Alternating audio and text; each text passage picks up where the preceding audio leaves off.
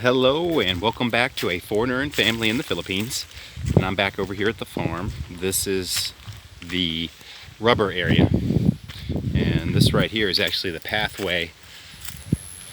Actually, I'm coming out of the rubber farm now, but it's a little windy, so I'm not going to go far. But this is where I had made a previous video about a fence being put up. Bottom line is I was wrong about that. We had gotten some... See, there's no fence here, so that's good. We can still get in, which is great.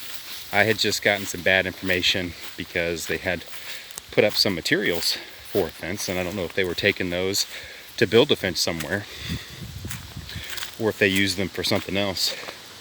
But it did look like a fence project was being started over there, and we found out that it was just going to be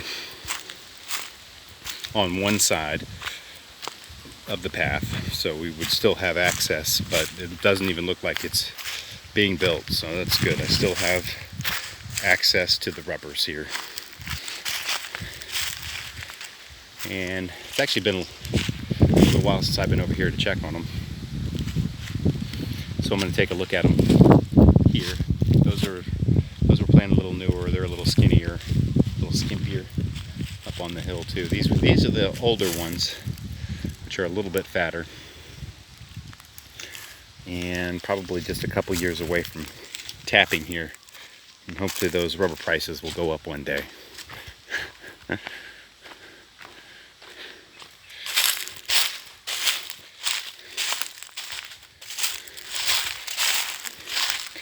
And I had a work crew. The work crew that I've got, they are working mostly on the house, and they were working on the fence and just other projects. So I didn't get a chance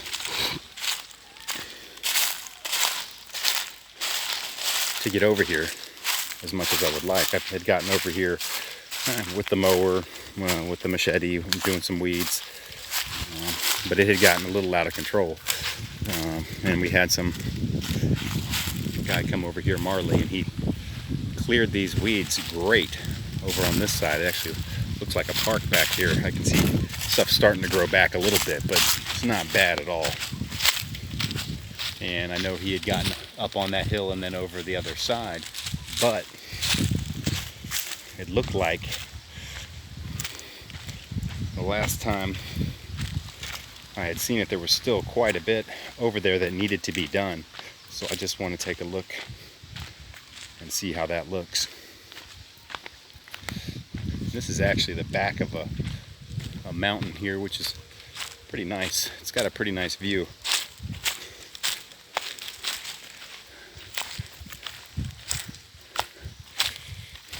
Oh, there are a couple down. That's right, there's a couple downed rubbers. The roots are still in the ground on it. I meant to bring over a little saw and cut that and leave one and see if I could get one. I got to get over here and do that soon. Looks like I took the wrong path here.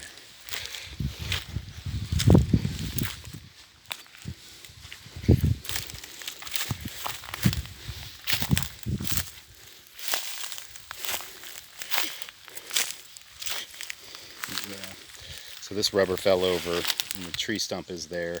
It's just got a bunch of rubbers growing out of the side of it instead. I figure if I cut it down, maybe right over here, and just leave that one on the end going, maybe that one will do all right.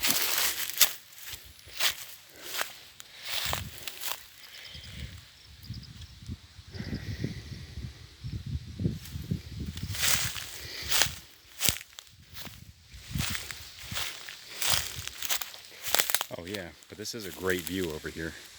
And you can actually see, got some mountains, and the city's over there. You can see the water even. Cagayan de Oro is that way. It is. It's very beautiful.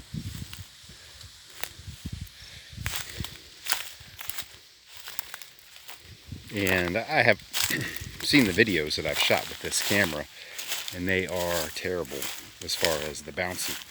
I try to keep a steady hand, but they bounce, so I'm sure they're bouncing right now because this terrain isn't the smoothest.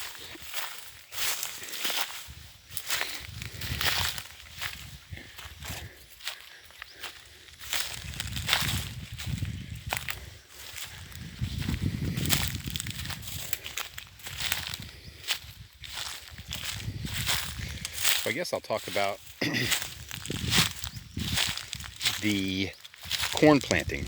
I needed to throw up some numbers. I mean, I've got my expenses all itemized, but that's kind of tedious and boring. And the bottom line is I could have cut expenses down quite a bit. Okay, this is where we came back with we got the work crew over here and came back and cleared up some of this, and I can tell this was done recently. But that corn planting could have been done a little more efficiently. I could have cut some costs and saved some money, but by and large or whatever, we did a decent job on it, and it wasn't like anything was overdone. Probably could have gone with a couple less planters, but it was done pretty efficiently.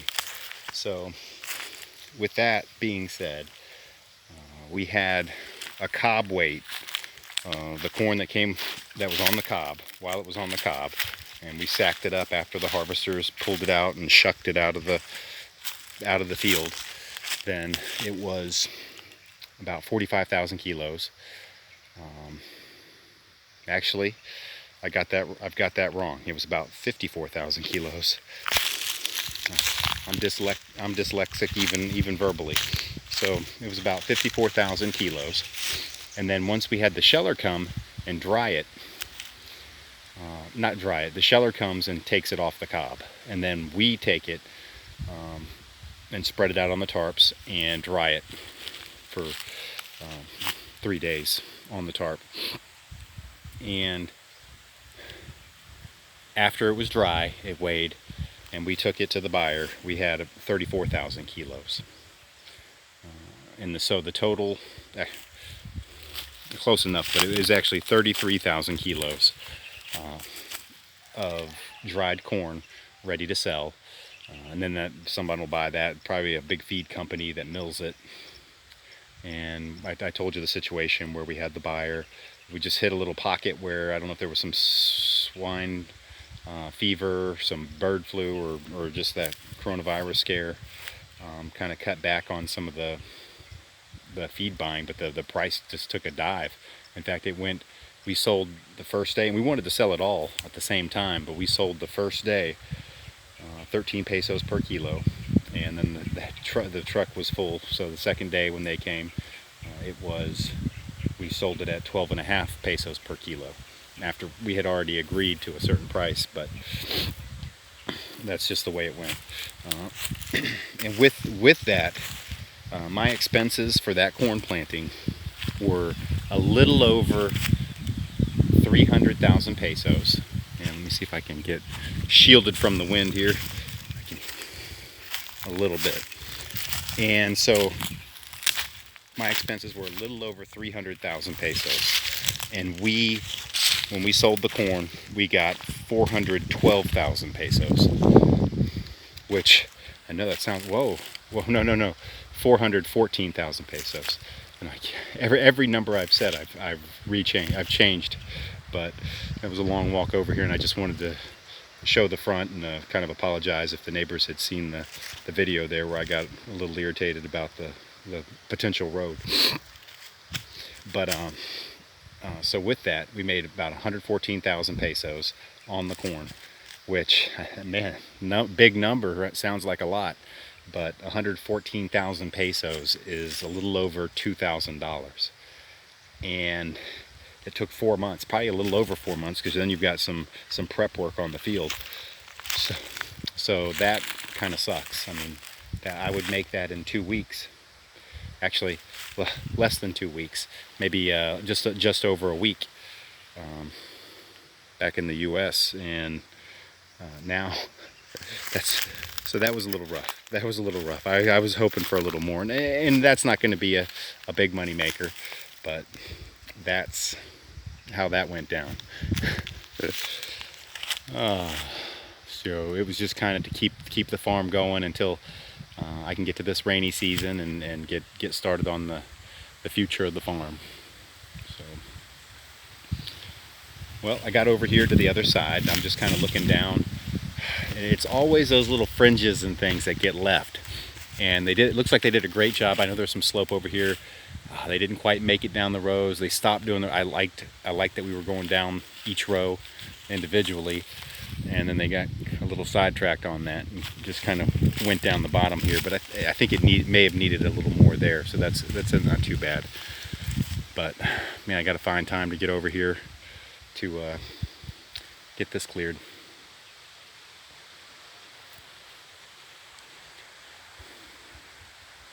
Actually, you know what? I'm looking at it and it's not too bad. I know I came through. I know these don't look too bad because I came over here with the mower. And when I say a mower, I mean a weed whacker, just like your regular old Ryobi. It happens to be a Kawasaki, this one over here, but and yeah, wow, those did a good job. And I have to be careful with that because these are the rubber trees, and if I damage that cambium layer, then I impede the rubber flow. And I did clip a couple of these guys. So, and then there were some videos down previously that I had made too about some folks were farming on that hill to the other side there, and they had the bamboo here, so I don't know what they were doing, trying to make a trail through there or what, but they burned the bamboo over there, I think, to get a little more sun on that field. They burned up a couple of rubber trees, but I'm looking at that bamboo and it's back. I didn't want the bamboo. It's so I mean, there's so many good things about the bamboo, but I don't know. I just don't want it everywhere. And once it does, I mean, you're looking at probably 12 meters around it is pretty useless, unless bananas seem to do well close to it, but it just throws off so much shade when it's got a big patch. Now that patch is nothing, but then it's going to get big, and those rubbers that are doing okay next to it are going to get drowned out. But I can't play with the bamboo as much as I do. I got to leave it.